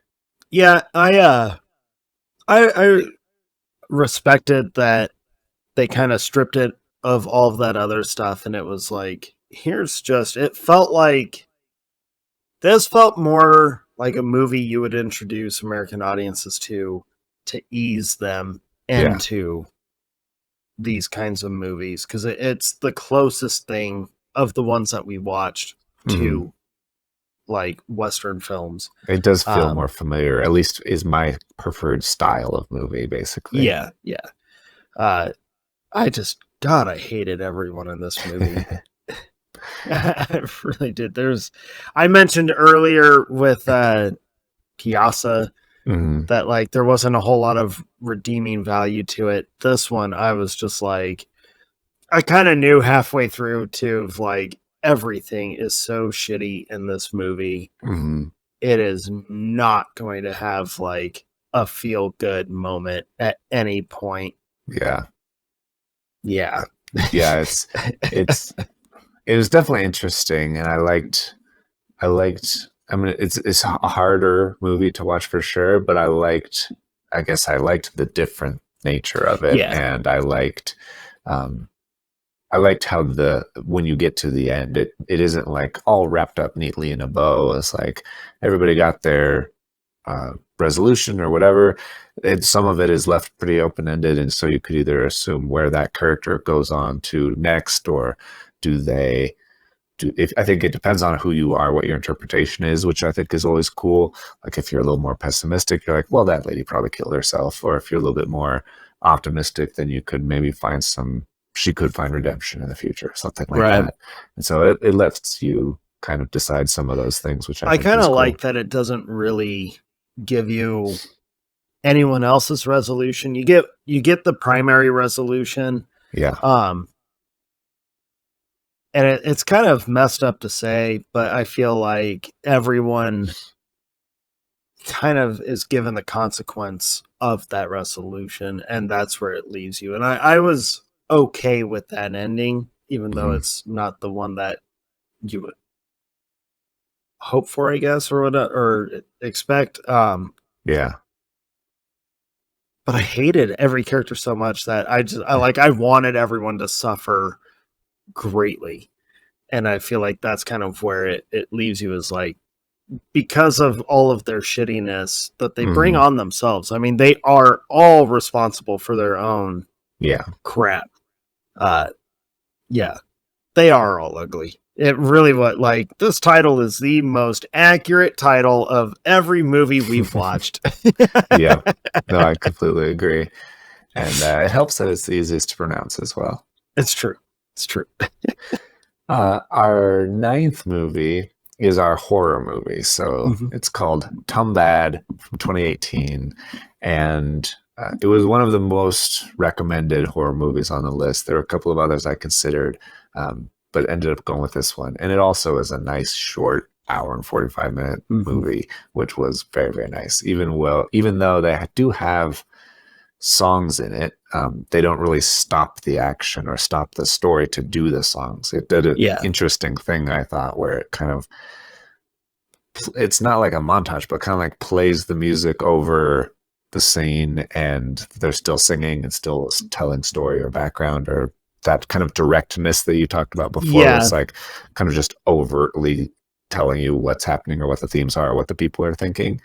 It does that, but it's not like a song and dance number that holds anything up, which I thought was cool and helped the story, I thought. Yeah. Yeah. I loved this movie. Yeah. Like, this was my favorite until I watched Three Idiots, but it's up there. Obviously, I love horror. I absolutely loved that they took this. I'm sure I'll offend some people. I'm sorry. They took this mythology or this lore from our culture, and they spun it into what if, like, this guy did find a way to be able to exploit this god and her unborn demon child. Yeah. I loved it. I loved the moral of the story. I loved the moral of just the whole lore itself. I loved the characters. I loved how they showed what all these different decisions do to every one of them and how it affects generations. And I was like, the whole time I was watching this one, I was like, this is the kind of horror I wish our like studios would take note of, where it's like you have all of this folklore, mythology, stories from the dawn of time that are so much scarier and so much more, like, they're more affecting than regurgitating the same possession story over and over and over again. The same ghost story over and over, and we all know what's going to happen. Yeah. This was like, holy crap, I'm getting to watch what I'm all for. And it did remind me, you mentioned it earlier, like the Japanese horror. It did bring that kind of love back to me, where it was like, I love how the Japanese do this with their culture. Yeah. And now India's doing it with theirs. This is brilliant. And I thought the demon, fucking creepy. Yeah. Fucking it was creepy. Very creepy. The whole movie, I completely agree with you. The whole movie, and as a horror movie in general, I thought it was really good. There were scary parts, there were unnerving parts in it for sure. But it also is the kind of horror movie that I like, where it's not just trying to scare the audience. It's also has good story, has good themes, has good characters and character motivations and depth to those characters and consequences to their actions and things. And so, like you said, the moral of the story is really, really good and really, really important, not just what the effects of greed are on people, but also what you do and how that affects your children and who they will become, in such a very interesting and true feeling way. I thought that this movie did a great job presenting that, and I really liked how it's broken up. Even though it's so short, it's done in such a great way where it still feels epic, because it has 3 different chapters that are decades apart from each other, basically. And so you kind of see that character in different time periods in Indian history, and also in different phases of his life, as a kid and as an adult, and then as a father, basically, and just kind of how he uses this curse or whatever to gain power and wealth and stuff, and then what effect that has on him and his family overall. I thought it was just brilliant.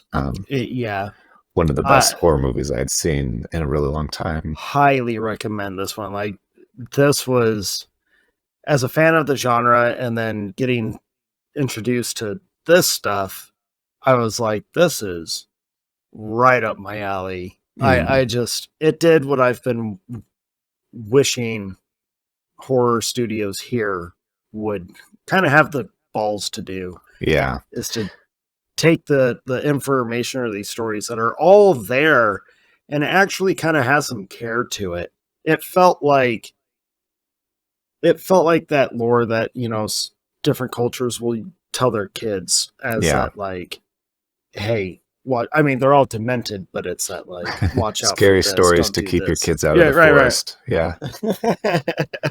Keep them Yeah. from wandering off. No, Yeah. I loved this one. It was, like you said, probably one of the best horror movies I've seen recently, because it was unique, and Hmm. it just hit on all cylinders without relying on average overused Hmm. tricks. So Yeah, and I was very impressed by the effects and the photography of it and everything as well. Like it mhm. felt very different from a lot of the other movies, and there were a couple of like obviously digital effects that didn't work as good, but there was also a lot of like clearly practical um, Yeah, makeup and everything. I was like, that's so scary and gross looking that I'm not all about dude, getting in there. the demon in this movie he's effective. He Hmm. just is. I was like, what a cool design, Yeah. and because it sticks with you, and I thought, good on you, good on you. Yeah, it's a very, very good way to tell the story that Yeah, it could have been done in a very silly way. I think if you were to think of like, oh, you have this little demon baby that does all of this stuff, but it's done in a very effective way instead, and I think yeah. that's awesome. Okay, and then our last movie, probably the biggest as far as budget and box Hmm. office goes, and I mentioned at the beginning that RRR was one of the movies that kind of opened my eyes to, hey, maybe there's something here that's not just song and dance and silly effects and stuff. And so we checked it out. It seemed like a good place to start and a good place to end the list as the most recent movie on our list. And I I really really liked it. Like as it has all of this ridiculousness of stuff that I liked before, not just Yeah. Robot, but also some of the other stuff. It has some ridiculousness, but then also touches on this is the one you were talking about before, the British oppression or Yeah. abuse of India and their citizens, and just the way they're represented as just this nasty, gnarly, Just terrible, gross. ghoulish, yeah, just the most quintessential villain you can think of, doing terrible things and not caring about these people that they're doing terrible things to. And then just the most badass action movie I've seen in a really long time. And, like there are so many scenes and camera shots and close-ups and flips and jumps and spearings of deer antlers through arms, and there's so many cool things in this movie that I can't even touch on all of them. What did you think of it? Oh, I had a blast with this It's so movie. fun. I had an absolute blast. You know what my favorite thing about this movie was? Mm-mm. I was like, this feels like a tall tale. Like, Yeah. and I loved it. I loved the exaggerated storytelling of like the the superhuman strength that both of the main guys seem to have compared to everyone else. Yeah. And I loved the story of them being enemies without knowing that they're actually enemies, and then just kind of developing and growing the friendship even as the truth is like coming out, and then Hmm. consequences of it, and then decisions of like what their actual uh plots are, which I thought was really interesting and really cool. No, I had such a good time watching this movie. Like the whole running from the tiger sequence, I thought Hmm. this is ridiculous, but this is kind of cool. And no, granted, I kind of wish the tiger survived, but um, it was just it was a unique story to me. But the best thing about it, I was like, this feels like an American tall tale, like the way that we used to take these Hmm. legends or these people in history, and their story just surmounts to something huge that's Yeah. like not Like even Paul close to the Bunyan or truth. Right. But yeah. it's like cemented in you, and it helps you kind of appreciate your history and appreciate where everything has come from. Like RRR felt that way, and you definitely feel a boost against a tyrannical government the closer to the end this movie moves. You're definitely on board with like, man, let's fuck some dudes up. Yeah, yeah, it's very exciting and very well done, and I think that it just leaned so much into its own like particular style. Like it knew what it was, it knew what it wanted to be, and it's that complete thing. Like it, and it Mhm. uses everything that it has to be that complete thing. It's not just, oh, we'll have a good story, we'll have some action, and it'll just be all within the movie. No, they use the acts of the movie and the credits and the text on the screen and everything, the intermission, everything Yeah. is RRR. Everything is based on the themes of the name, which is Rudram, Ranam, Rudhiram, which is roughly translated from Telugu to fierce death blood. And I think the movie itself uses rise, roar, and revolt as kind of the main three R's. Yeah. And so it just uses you talked about the kind of the over the top tall tale nature of it. I really liked it as maybe even the best introduction to Indian cinema on this list, because you get the history, you get the style, the culture, the dress, the interactions with the relationships between the family. You get the dance numbers, you get all of the fun stuff and all the serious stuff, and all of the like the stuff that Bollywood is kind of known for. They always have leaned very heavily into the tropes. You have Right. a clear bad guy and a clear good guy, and a romance or a love triangle or some sort of conflict there, but then you'll always end up, well, you know how it's going to end. You know it's going to end up, and there's going to be victory, and it's going to be a happy ending and all that stuff. And most of the time their movie seems to go that way, and they haven't really even bothered subverting that until it seems like Right. kind of recently. And it works. It's a great story. It's a great way to tell a story. It's a classic good versus evil, hero's journey kind of story. And I think Yeah. RRR kind of does one of the best, definitely the best rendition of it that we've seen so far. I thought, I mean, the giant, and it is a giant song and dance number. It goes on for a long time, but the song is kind of infectious. You kind Yeah. of do feel like I want to dance, but my legs and body does not flail about like theirs does. Yeah. But my favorite song number in the movie is during um, the flagellation where he's being whipped, Mhm. and he like goes into that song. I was like, this is kind of a like Braveheart style. Like, I Mhm. mean, granted, William Wallace didn't go into song, but that's like the defiance that he's having. Yeah. If he And did, it would be this song. yeah, and I loved like that was how they were showing him kind of process the pain and be able to withstand the pain. Was he goes into like the song of the importance of not bowing down and not Mhm. giving into this stuff. I thought RR, it really was such a badass movie. I was like, okay, I'm kind of shocked. I'm kind of shocked you and I waited this long to watch it, Yeah, that's exactly honestly. how I felt also. I was like, this is so completely up my alley, and I want more Yeah. of it now that I'm like, how did I miss this? Yeah. So I'm shocked we waited that long, but I'm very happy that we finally did get around to watching it because Yeah. it's worth the watch. It's highly entertaining. It's a blast. You're gonna laugh and you're gonna cheer. You Mhm. just are.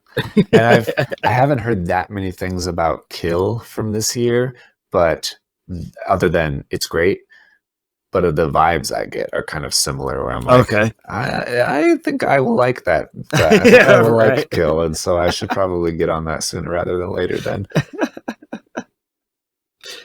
Uh, It'll it's gonna be really interesting is watching English speaking movies again. Uh It's so inconvenient. We already did the foreign movie thing, and we talked about sub versus dubs, but I didn't watch any dubbed movies. I did all subtitles. Don't Yep. even worry. We went pure-hearted into this, but it is incredibly inconvenient to have to look at the screen 100% of the time. Like I can't be doing dishes. I can't be like listening to the movie. I have to be Right. watching every single second of it in order to understand what's going on. Well, and then these movies throw in the random English lines where you're like, English? What's going on? And then you're like, crap, it's right back to Hindi. Or Yeah. back to whatever language. Yeah, I know that threw me off at first because I was like, Tricky. I thought it was like a character thing. I was like, do they know that they don't understand English, so they're using it against them? What's happening? And I was like, no, this just seems like it's the culture that they know English and they know all these other languages as well, and they will just throw them in randomly in their sentences. They just like mid-sentence decide, you know what? English. Okay. Mm-hmm. Back to to our language. Which good for them. I can't do that. And if I could, I probably would also, if anybody understood it, but everybody else is as dumb as I am. So that helps. That's true. So that's our 10 movies that we tried out. And I think overall successful. Yeah. How would you say it went?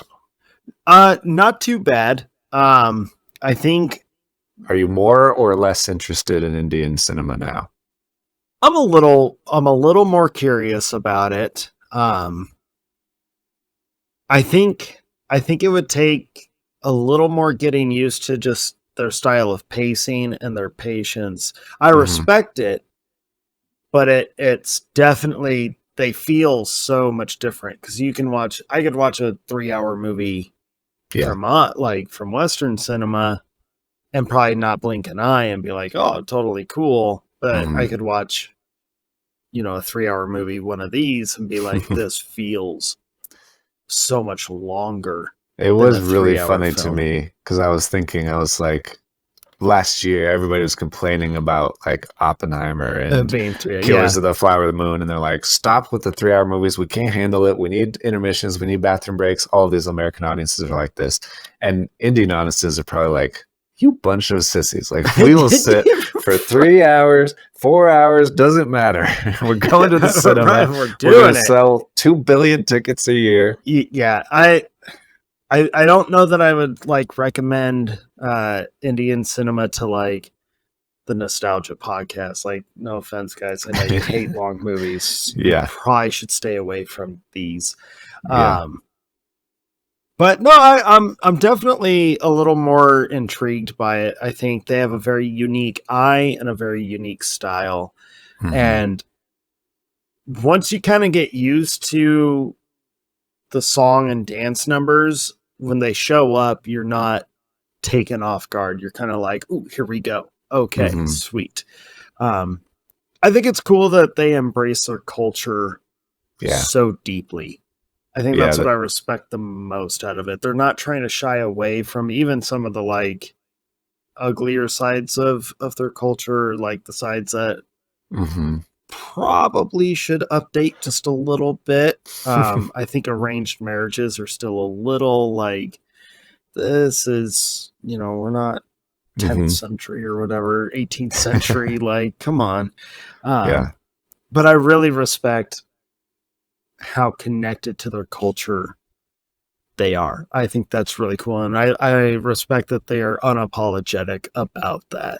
Yeah, so. I've had that same thought or a similar thought as well. Because I think that I've gotten used to American studios, and American studios are pushing more and more for international audiences and care less and less about the domestic box office. And so there are decisions made or actors who are cast or whatever, and you're like, this is weird or different or doesn't quite fit, and it kind of throws you off sometimes. And it's because they're looking for more of an international audience. And Indian cinema is like, no, we're just going to make our movies for our people, and it's going to be about our culture and stuff we know and stuff we like and stuff we recognize, and we don't really care about what everybody else is doing. Right. And it's working.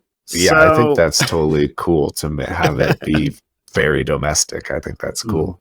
Yeah. So I have respect for it. I will say that, even though there are a couple on here or a few on here that I was like, not necessarily what I would go Mhm. for, you know. You said it wasn't for you, and it isn't for you. And It's for it's them. not. Yeah, yeah. But man, I'll tell you what, like if I can come across another one that's like RRR or Mhm. Three Idiots or Tumbbad. Tumbbad, Yeah. uh yeah, I'm for it. Because those were my three favorites that we watched, and for all like kind of unique reasons. I'm glad that my top three Mhm. were different genres. I like that I have the horror, the action, and the comedy drama. I'm glad that I have those, Yeah. and I think they really run the gauntlet. Mhm. Like they really, when we say that they're these genres, guys, they get every drop out of that genre as you possibly can, Yeah. which was kind of cool to see. Yeah. Like, It's a very condensed or distilled, focused thing for sure. yeah. Yeah, I So would say those are my favorites as well. Also, DDLJ, the rom com. that I one was liked that one a great. lot. Yeah, it was really good. It was really good. There were a handful, if you liked those or if you're interested in more, there were a handful that didn't quite make it into the 10 that we were going to Mhm. watch, that were, I guess, you consider honorable mentions. There's Doom, Dhoom, Doom 1 Okay. and 2, and it was recommended by Just Another Movie Night on Instagram. And from what I've seen, it seems kind of like the Indian Fast and the Furious, where it's Oh just like a God. crazy action franchise. It looks awesome. And then there's a movie called Hater, which is based on Hamlet, but it's like a grittier neo noir, based in Kashmir kind of movie. And that Okay. one looked pretty interesting. There's a movie called, for the rom com fans, there's a movie called Dostana, Dostana, and it basically seems like an Indian threes company because it's about these two guys who pretend to be gay in order to get an apartment, and then they have like a hot roommate that they both like, this girl, and so they both like would like to get with her, but she thinks that they're gay, and it looks really funny, kind of a rom com movie. And then there was a horror movie that I almost picked also called 13B. Fear Has a New Address. It was also really highly rated and really high recommended up there with Tumbbad. So Hmm. the plot seemed very interesting. At least the summary of the plot seemed interesting. And so if you like Indian horror, maybe that's a good one to check out next. Yeah, that one does sound. I just read it. That one does sound interesting. Yeah.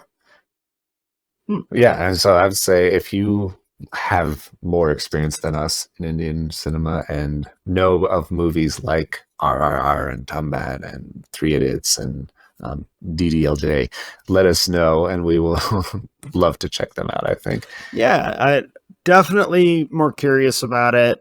Definitely more open to it. So Even movies like Ugly, I liked the style and everything of Ugly. I yeah, think if the story or the characters, particularly like you said, if there was just a uh, more redeeming or connectability to those characters, and that I would be good. definitely respect it for what it is. I thought it was. I Mm-hmm. mean, watching all these back to back to back was like watching Ugly, although kind of a tough one to get through.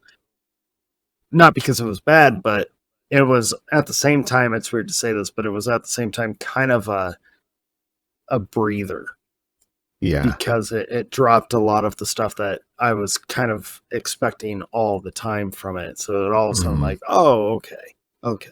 Now Yeah, it this was a feels, nice variety in the yeah. mix. Of course, then you jump right back into the thick of it, and you're like, oh, we're singing and dancing again, guys. Here we go. Yeah, yeah, exactly. But So yeah, I think that's I think about that's it. it. That's where we'll leave us. Yeah. I think next episode will probably be our Lost episode. So taking a break from movies because it's the 20th anniversary of Which is the TV show Lost, crazy. 20 and years. also because it's one of our maybe our favorite shows of all time. It's what we became friends talking about at work. Talk like, oh shit, you watch Lost? I watch Lost. What is going to happen? What's going on? and we would just talk about that all day, every day. So It's true. We really did spend a lot of time stocking produce and coming up with just an ungodly amount of fan theories. yeah, And I think of all those theories, maybe one came true, but it was it was just so fun when you were in it, like just the between season ness, and then well, it was a whole experience, and I can't yeah, wait to like dive into talking about all of that. I mean, yeah. It yeah, was so unique. I've been trying to chase that high of that show like ever since. I've never found a show like it. So yeah, yeah, we've been revisiting it. We will talk all about Lost and its effects on us next time, I think. yeah, yeah. All right, guys. All Well, right. thank you. Make sure you're following, subscribing, and all that good stuff. Join the fan club. Get your Hmm. cool shit. It will help us out a lot. And we love you and we appreciate you. And yeah. Yeah. See you And next we'll time. see you next time.